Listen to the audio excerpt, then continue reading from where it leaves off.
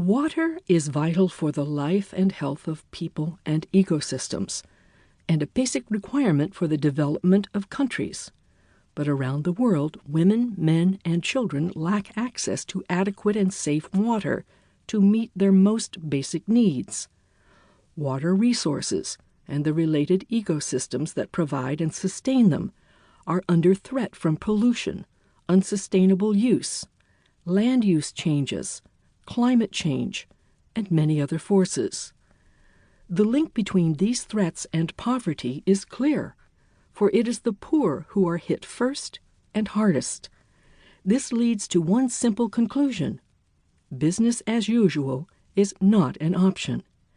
There is, of course, a huge diversity of needs and situations around the globe, but together we have a common goal: to provide water security in the 21st century.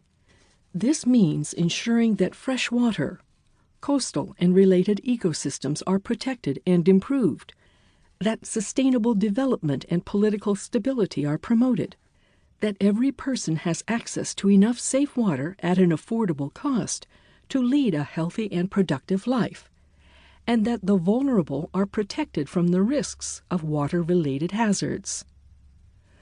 Together, the Commission's report, the vision, and the ministerial declaration put water security at the top of the agenda for agencies focused on development and water management. Conceiving of water scarcity and water security in reference to a human society ultimately allowed there to be a common goal, despite the acknowledged diversity of needs and situations around the globe. Maintaining a common program of action in light of diverse interests and actors required a common way of thinking that was shared by all and yet capacious enough to mediate difference without appearing to favor any place or people. This way of thinking was encapsulated by normal water and its project of gathering social and evolutionary contingencies into the service of liberal forms of life. As the quote from the Hague Declaration makes clear, water resources are under threat. Yet this is nothing new. So it has always been for normal water, from the early conservation arguments to the coming water famines of the mid-20th century. In The Hague, however, the notion of making water everybody's business installed water resources as mediating the achievement of a common goal of water security worldwide. Making water everybody's business was not a job for water managers alone. The reason being that water was affected by multiple sectors and across all aspects of economic and industrial activity: food, energy production, and so on. As the next chapter considers, the deep interlinkages between water and other resource sectors meant that water needed to be managed, but that management itself was only one aspect of a broader program of good water governance. As the ministerial declaration from The Hague put it, a main challenge of achieving water security is to ensure good governance so that the involvement of the public and the interests of all stakeholders are included in the management of water resources.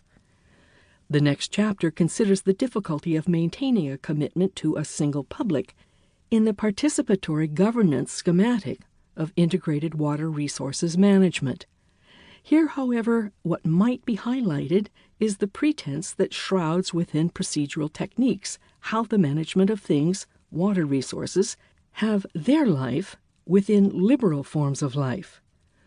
Mobilizing around water resources, the shared goals of an imagined human society were mediated by judgments of a particular political community and its practices of addressing scarcity and achieving security through the integration of management and development.